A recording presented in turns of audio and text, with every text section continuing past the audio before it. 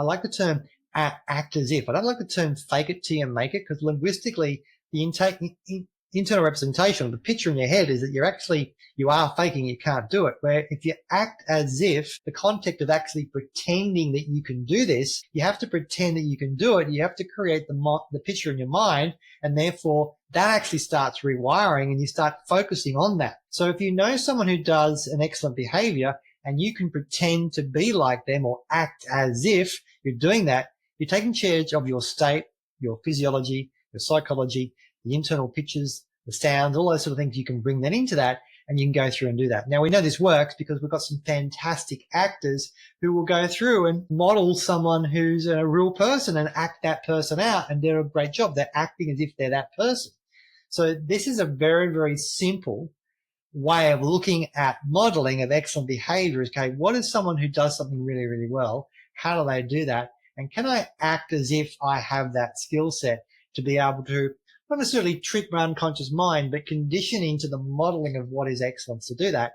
And as a result of that, hopefully you can go through and see how you can quickly improve your results and the outcomes that you get by focusing on what you want and breaking down that barrier of resistance by acting as if and modeling a behavior that is excellent. So how can NLP instantly improve your communication skills? Okay. And Alex, tell me, we've all had conversations where it's just clicked with someone.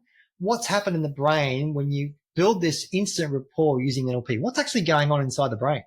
I love that you've asked, Brad, because I love rapport. Yeah. And what we know is people that are like each other. Yeah. So we've all had that experience where naturally when we walk into a room, we can instantly be drawn to people that are actually like us. Yeah. So have you ever walked into an office or, you feel that you've got this natural gravitational pull towards somebody? Yeah. So we don't necessarily have to be consciously aware. It just is something that happens. And that's because 93% of communication is nonverbal.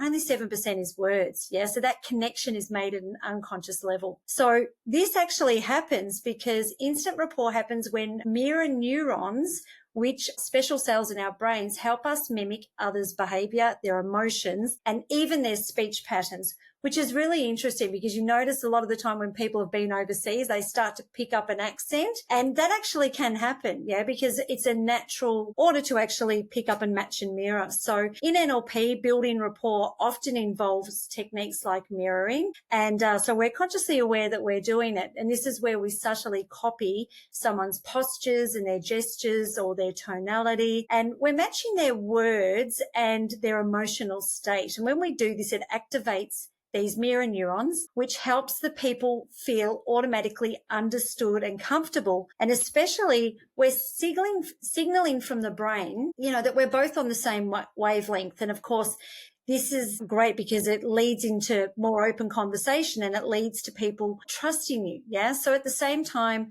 the dopamine and the oxytocin, the brain's feel good chemicals, they're also released. So this reinforces once again the positive feelings, making us feel likely to want to connect further. This creates smooth, almost effortless flow in conversation because our brains are in sync and we feel a common sense of connection.